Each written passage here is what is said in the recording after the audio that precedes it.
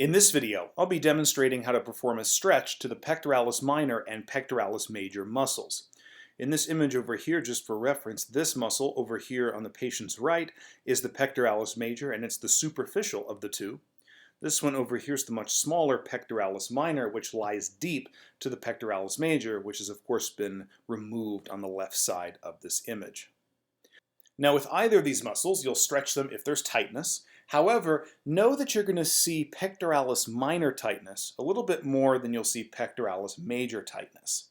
And pectoralis minor tightness is often seen in conditions like thoracic outlet syndrome, upper cross syndrome, and in individuals with chronically poor posture. The stretch I'm about to show you is known as the doorway stretch, and the doorway stretch can target both the pectoralis minor and major.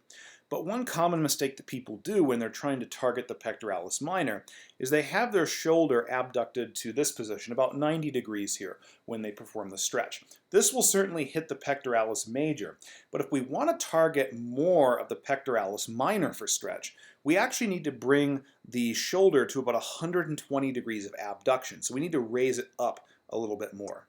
So about to this position right here. Now from here, I'm going to lean forward just a little bit. I'm not going to fall forward, but make sure to control it.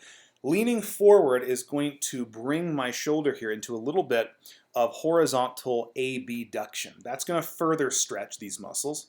And then I'm also going to actively retract my scapulas using my scapular retractors, like rhomboids, middle traps. This is going to provide a direct stretch to the pectoralis minor.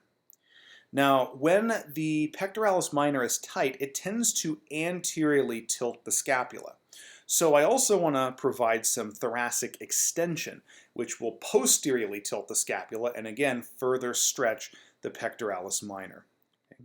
So lean forward a little bit there, actively retract my scapulas, get some thoracic extension, and I can even rotate my torso a little bit away from the side of stretch, which can even further put that shoulder into horizontal abduction. And I'm going to hold that stretch for about 30 to 60 seconds per side. Here's another look at this from the back. So again, I want to bring my shoulder from 90 degrees of abduction to about 120 degrees. Lean forward a little bit, actively pull those scapulas together, scapular retraction, a little bit of thoracic extension, and again, I can also lean my torso a little bit away from the side of the stretch. Now, if for any reason you want to take a little bit of the bias off of pectoralis minor and put a little more stretch in pectoralis major, the only thing that you have to do is lower your arm back to 90 degrees of abduction. Okay? So this right here will still get a little bit of pectoralis minor. You can't help that. But we take a little bit of the stretch off of that muscle and put it a little bit more in the pec major. And again, the mechanics of the stretch are identical. Here's a look at it from the back. Notice there the only real difference in this stretch is that now my shoulder is at about 90 degrees of abduction versus 120 degrees, which biases the pectoralis minor.